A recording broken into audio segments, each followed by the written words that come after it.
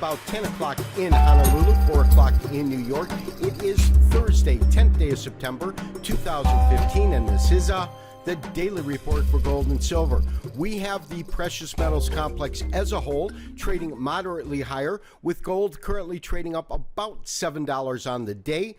1109, 1110. That's with a low of 02 and a high of 1114. So a very, very tight range on the day.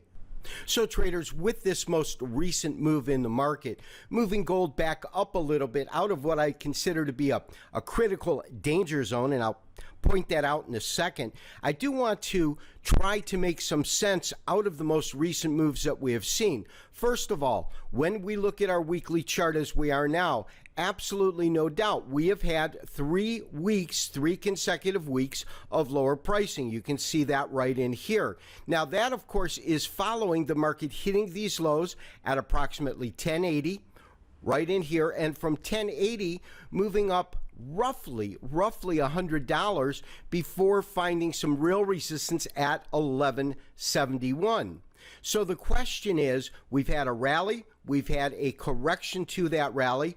Is at what point can we look for this sell-off to maybe stabilize, support, enter the market, and get another clip or move back up? And to give us some sense of that, we really want to look at some different levels of support and resistance, Fibonacci based.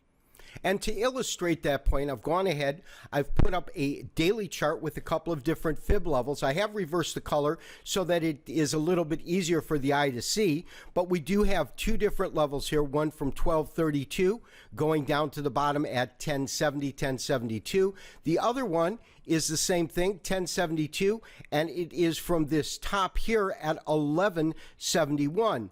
These shorter lines here, of course, represent the shorter of the 2 fib retracement points. When we do that, we do get our harmonics, and we spoke about that because what those harmonics really do is it gives us additional strength on any technical number that we might be looking at. So I draw your attention to this level here at 1109.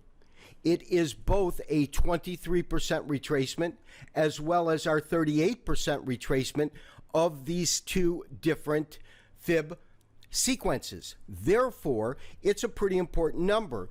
The other thing that we really want to pay attention to is, considering the rally that we've had, normal rally, it's taken us roughly $100 to the upside.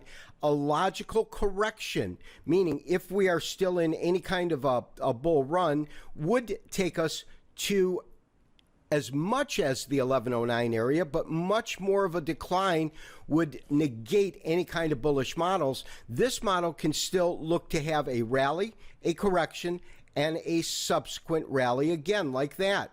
Now, the real key is obviously that these are technical indicators, and they're driven by fundamental data points that enter the market. The most important of those fundamental data points is the upcoming FOMC meeting, and that's really going to be an important set of information that comes out, because it's going to give us an idea or actually tell us that they have in fact begun liftoff or the beginning of rises in interest rates. We know that the predominant effect on when that happens could have a pretty bearish influence on the precious metals as a whole. In other words, as interest rates go up, it's more logical to move money out of safe haven assets into interest-bearing assets because they're actually producing something. So we've got to see how that meeting comes out and what's actually said.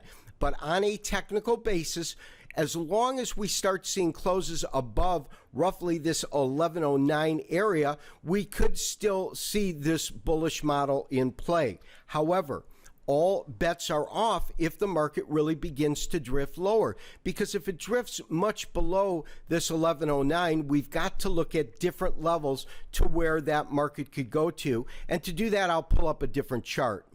And so I draw your attention to the daily chart that I've just pulled up. We've talked about the critical importance, of course, of this 1105 to 1109 area. We also talked about the fact that in terms of a bullish model, we can make a case for a rally, subsequent correction coming to a logical point, and then a continuation of the rally once that correction has, of course, ended. However, if the market closes under 1105, 1109 in that area, which I am pegging as critical support, the next real level doesn't come in till about 1088 to 1095.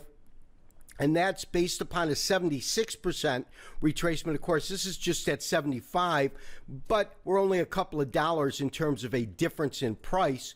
So that is what we would look for. A break below this point, of course, to me would signal a test of the critical lows at 1071. However, we're not there yet. The key is this: depending on what comes out of the FOMC meeting, I believe is going to have a tremendous influence on many of the markets, specifically the precious metals markets, and that's what we want to look at in terms of key levels of both support and resistance. Now, my sense is that gold is probably still headed lower. We haven't really gotten the kind of technical confirmation that we're in a true bull mode, because to have a bull mode, what you're looking at is a series of higher highs, not lower highs, a series of higher lows, not lower lows. We're getting lower lows, we're getting lower highs, and that to me spells bear market. Now, if we do find support in this area,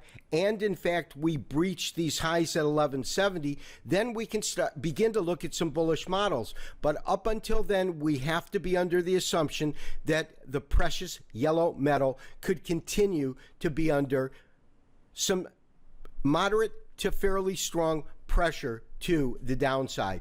This has been Gary Wagner, wishing you, as always, good trading. We will talk to you tomorrow for the weekly wrap-up and review. Bye-bye.